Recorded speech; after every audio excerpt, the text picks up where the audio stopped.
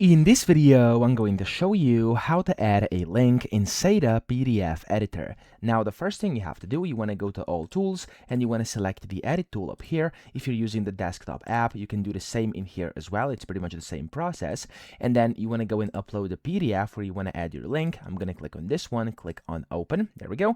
It's going to open up, and then on here, as you can see, you have a bunch of different options. Now, one of them is links over here. So to add a link, you simply want to click on links, and then you'll be able to basically add links by making an area selection on the page. So you could either go and select over text like this, or you could go and do it anywhere random. So for example, if I delete this, and if I want to, for example, put it anywhere else, I could go and either resize it or delete it and create a new one. So it's completely up to you. Again, you can do it like this over here, as you can see, and it's going to allow you to basically manage this. So I'm going to delete this one and this one too, and I'm going to drag a link over this entire title over here like that. There we go. And I can now go ahead and basically add the link to whatever. I could add external URL, I could link the email address, the phone number to internal page, whatever you want to do here, completely up to you. And whenever you basically set that, anyone that clicks on that specific part of your document is going to be redirected to that specific link, whatever that link may be. Okay, so that's it. I hope this video helped you out. If it did, please subscribe to the channel and help me out as well.